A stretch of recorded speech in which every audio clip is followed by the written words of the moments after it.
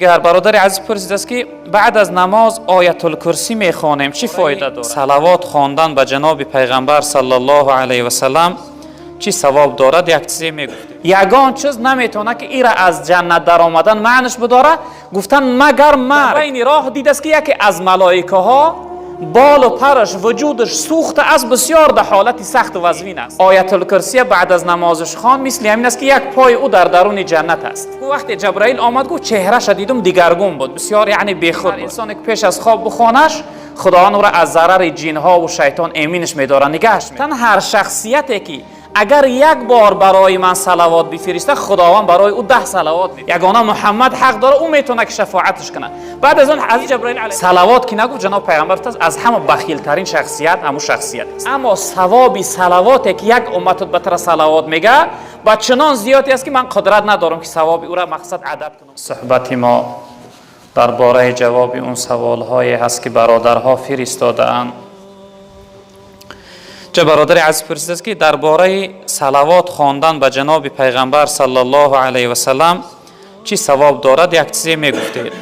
صلوات خواندن برای پیغمبر بزرگوار صلی الله علیه و سلم این برای ما امت از جمله واجبات است، چون که رب العالمین در قرآن امر کرده است که استعیذ بالله ان الله و ملائکته یصلون علی النبی یا ایها الذین آمنوا صلوا علیه و سلموا تسلیما اللهم صل علی محمد. خداوند در این آیت امر میکنه که پروردگار و ملائکه هاش برای پیغمبر صلی الله علیه و سلم صلوات میفرستند. یعنی صلوات خدا را مفسرها گفتن اون فضیلت و درجه و مرتبه که خداوند به جناب پیغمبر داده است اونها هست. اما ملائکه ها برای جناب پیغمبر صلی الله علیه و سلم صلوات میفرستادند. خداوند برای ما امت هم امر کرده است که ای آن ذاتانی که ایمان آورده شما هم برای پیغمبر بزرگوار محمد مصطفی صلی الله علیه و سلم صلوات بفرستید. در یک روایت پیغمبر بزرگوار صلی الله علیه و سلم فرمودند که روز حضرت جبرائیل علیه السلام نزد من حاضر شد و برای من گفت که ای محمد گفت وقتی جبرائیل آمد گفت چهرهش دیدم دیگرگون بود، بسیار یعنی بیخود بود. به سوی جبرائیل علیه السلام گفتم که آیا چی حالت است برای شما؟ حضرت جبرائیل گفت یک حادثه را برای من نقل کرد.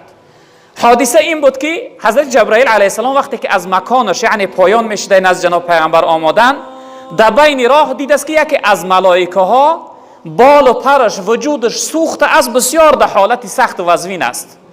حضرت جبرائیل که بهترین ملائکه ها هست نزد خداوند دعا کرده گفته ای پروردگار این ملائکه یعنی این پیرو امتی من چی شده باشه؟ خواست از دعا کنه که ای پروردگار گناهی را عفو کن، یعنی از این حالت رنج و مشقت خلاصش کن. این چی گناه کرد که این نوع عذاب کرده بال و پرش سوزانده؟ رب العالمین گفته که تو حق نداری برای شفاعت کردن ای. تو حق نداری جبرائیل که تا اینکه دعا کنی و من ای را ببخشم.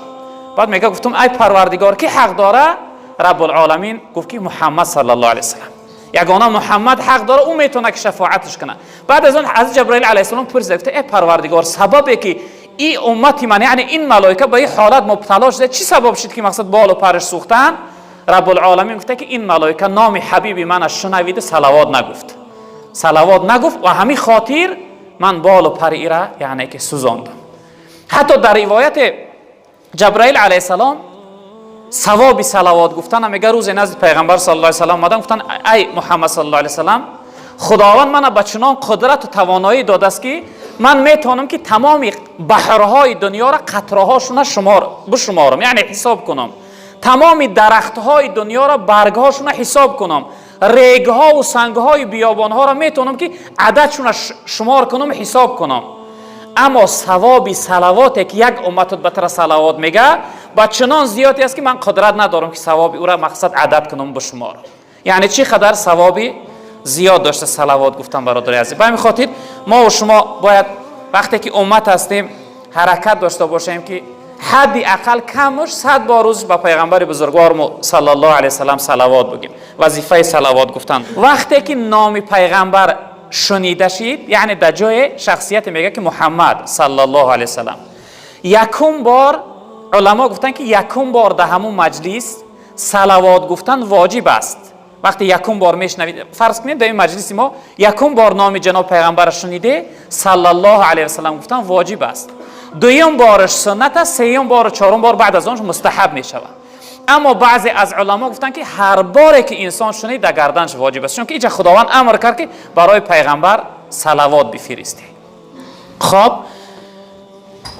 جناب پیغمبر صلی الله علیه وسلم درباره فایده صلوات گفتن که من صلی علی صلاة واحدة صلی الله علیه 10 صلوات.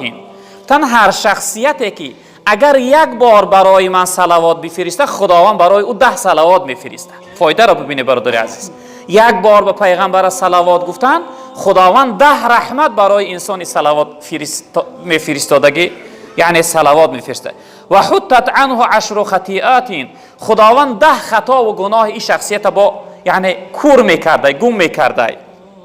خب و رفعت له 10 درجات، خداوند با 10 درجه این شخصیت درجه در نزد خودش بلند میکرده. یعنی یک صلوات بگیم اکن حساب این حدیث 30 فایده. یکمش که 10 بار خداوند صلوات میفرستاده، یعنی که 10 رحمت میفرستاده است، 10 گناه این شخصیت محو و نابود میکرده است و 10 درجه این شخصیت خداوند در نزد خودش درجهش بالا میکرده است. این یک فایده از صلوات فرستادن است. در دیگر روایت پیغمبر بزرگوار صلی الله علیه و سلم گفتند که ان اول الناس بی یوم القیامت اکثرهم علی صلاة. گفتن از همه بهترین شما در روز قیامت در نزد من شخصیتی هست که در حیاتش برای من صلوات زیاد گفتگی است. یعنی شخصیتی که در دنیا در حیاتش زیادتر به من صلوات فرستاده است، این شخصیت گفتن از همه بهترین شما در روز قیامت و قریبترین نزدیکترین شما به من است.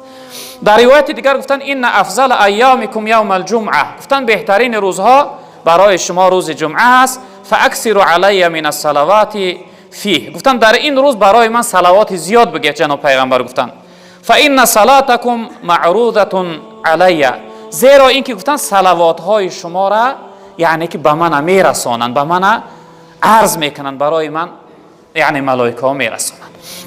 یعنی وقتی که ما و شما با پیغمبر بزرگوار صلی الله علیه و سلم صلوات میفرستیم، صلوات ما را ملائکه های مخصوصی بودن که از نام شخصیت ما به روح مطهر رسول اکرم صلی الله علیه و سلم میرساندند. حتی در یک روایت پیغمبر بزرگوار گفتن که البخیل من ذکرت عنده ولم یصلی علیه، گفتن از همه بخیل ترین شما همون شخصیتی هست که در نزدش برای من صلوات میفرستند، در نزدش نام من میگیرند و او شخصیت به من صلوات نمیگه.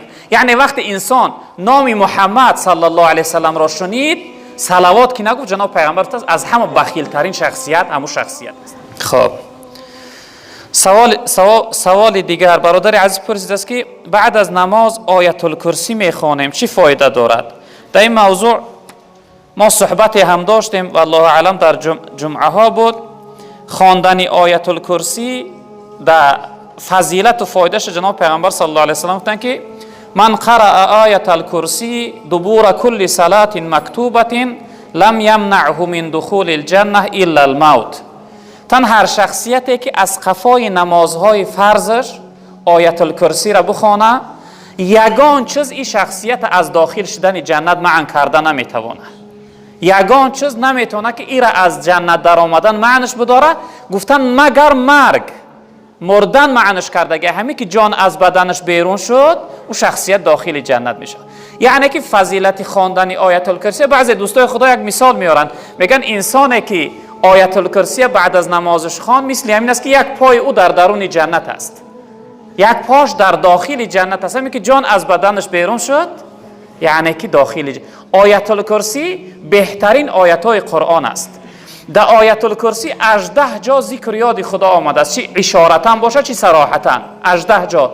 در یگان آیت این قدر زیاد یعنی وصف خداوند، یاد خداوند، ذکر خداوند آمدگی نیست. به همین خاطر در روایت ها آمده جناب پیامبر صلی الله علیه و سلم که بهترین آیت های قرآن این آیت الکرسی است. آیت الکرسی در غیر بعد نماز، در شب خواندنش پیش از خواب، بعضی روایت گفتن هر انسانی که پیش از خواب بخوانش خداوند او را از ضرر جن ها و شیطان امینش می‌داره، نگهش می‌داره. روز بخوانش این چنین یعنی فضیلت زیاد داره در خواندنش.